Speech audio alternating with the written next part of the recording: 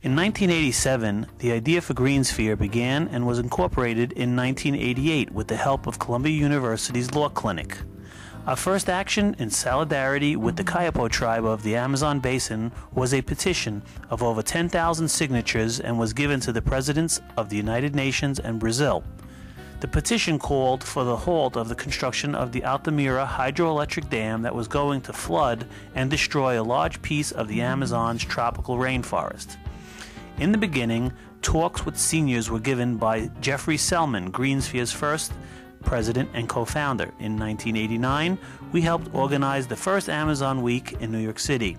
We also co-produced a cultural event to raise awareness about the importance of saving the tropical rainforests with a Brazilian carnival ball at New York's well-known Roosevelt Hotel themed Viva Amazonas. That same year, we also had two events at New York's downtown environmental nightclub, the Wetlands Preserve. The festivities covered from environmental speakers to eco-mimes, as well as a diversity of performances, including some Brazilian music and dance. In 1989, we co-produced a documentary with Teachers College on GATT, the General Agreement on Tariffs and Trade. In 1990, for 9 months, we produced New York Beats, a radio show mixing music and eco-messages, broadcasting on 91.5 FM in the New York City tri-state area, hosted by Dr. T.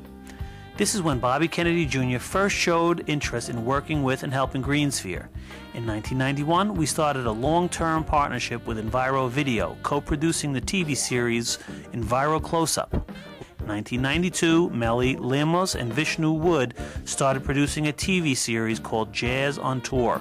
It ran for 1 year on the Time Warner cable system in New York City and was hosted by the gracious Clarence C.B. Bullard, who had been the director of the jazz department at Atlantic Records for many years. Again, the mix of music with educational messages on the environment was used as the format. In 1991 and 92, Melli got heavily involved with the United Nations Earth Summit process, implementing a media strategy including 3 teleconferences, which were live interactive national town meetings over PBS. The impact of these teleconferences were lauded by Vice President Al Gore in a letter he wrote stating, "During the 2 years of preparatory negotiations and during the Earth Summit itself, the Bush administration blocked consensus on many of the issues being debated. I believe that efforts such as the Earth Summit teleconferences did have some impact on the administration. Without such efforts, the obstruction and stubborn unwillingness to compromise by the Bush administration would likely have been even worse." These programs were produced by GreenSphere's Frank-Melli in collaboration with major environmental organizations, the United Nations, the non-governmental organizations community, and the media. During this process, it was Melli that convinced the collaborating partners, Turner Broadcasting, the National Wildlife Federation, and others, to incorporate the Big Blue strategy against the Bush administration's boycott on the UNCED process. This strategy used Western Union via a toll-free number to send verifiable postcards to the president at the White House, encouraging him to participate in the Earth Summit process. The film trailer PSA ran nationwide as well as on our teleconference and was voiced over by James Earl Jones. In Rio de Janeiro at the Echo 92, as the manifestation later became known, Melli produced a phenomenal video for the Global Forum, which was shown by surprise 6 times to the heads of state at the Earth Summit across town. Melli also provided technical assistance and troubleshooting for the Global Forum's International Media Center. Also, at the Earth Summit itself, in the Rio Center, Melli coordinated and directed a series of teleconferences that were broadcast nationally in Brazil, to Italy, and locally to the Global Forum. In 1993, we co-produced with Enviro Video the award-winning documentary 3 Mile Island Revisited. Also in 1993, Professor Pat Belcon co-authored an article called Environmentalizing the Media. This article about GreenSphere was submitted as an entry for a new sociology college textbook teaching what other community-based organizations can learn from GreenSphere's experience. In 1994, Frank-Melli made history by implementing a media strategy exemplifying one of the most democratic and progressive uses of the media in history. Part of the plan included a co-production with the National Wildlife Federation in the production of a national town meeting for the United Nations Cairo Population Conference. After observing informative guest speakers explain the process, the live program included a survey in which the audience participated. The results showed how the audience viewed family planning and reproductive health care. These results were presented at the United Nations during the preparatory committee meeting of the conference, strategically adding the voices of thousands of viewers to the political process. It was also presented to the U.S. Senate Bill Committee for Foreign Aid. We believe this input had a direct impact on public policy, and in 1994, Congress approved its largest allocation to date, $595 million for family planning and reproductive health care. Also in 1994, Greensphere, under the coordination of Frank-Melli and Jeffrey Keating, organized and filed comments in response to the FCC's call for comments for direct broadcast satellites regarding the creation of the program set-aside rules for non-commercial programming of an informational and educational nature. Our comments were endorsed by organizations like the National Audubon Society and others. Through this process, Greensphere was recognized by the FCC as a national program supplier for direct broadcast satellites. Around the same time, one of our Enviro Close-Up episodes, which focused on the dangers of food irradiation, was shown at a regional public hearing in Maine. After seeing our video, the vote was successfully unanimous against food irradiation for that region. And in 1995, with Enviro Video, we co-produced the award-winning Nukes in Space, the weaponization and nuclearization of the heavens documentary. In 1996, Melli and João Luís Araújo made a demo for a future project, The Symphony of the Forest, where traditional Kayapó songs were arranged by Maestro Laércio de Freitas and fused with Kayapó folklore.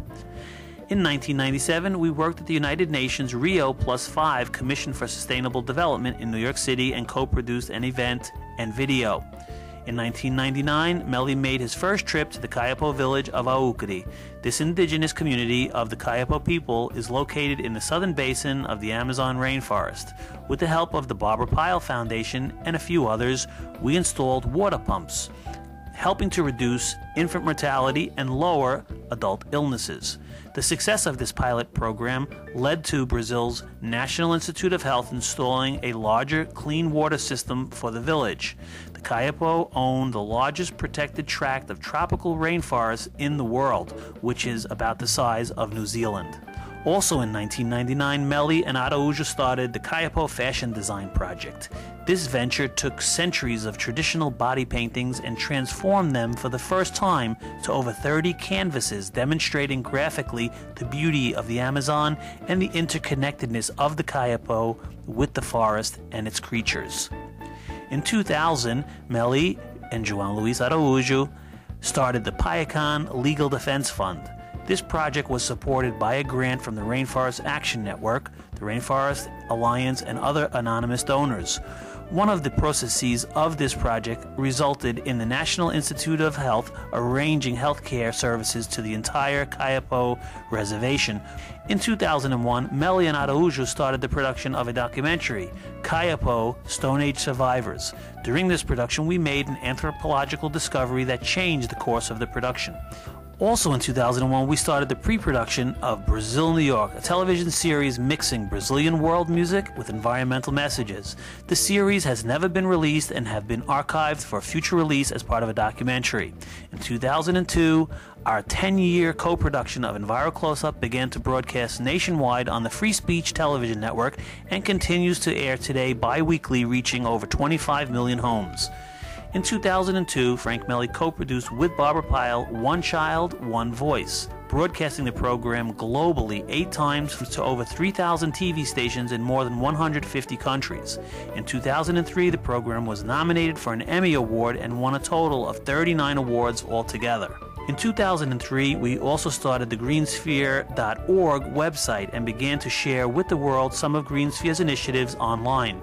As well, in 2003, Melli created the Kayapó Children's Scholarship Fund, which is continuously assisting young Kayapós in their quest for education and their pursuit to help their people.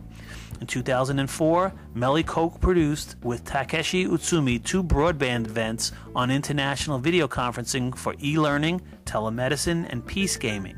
In the words of Barbara Pyle, if we are going to save the environment, it is not going to come from any one big decision, but by many individual choices. choices by people like you and I. The media has a responsibility to educate and help people make these choices.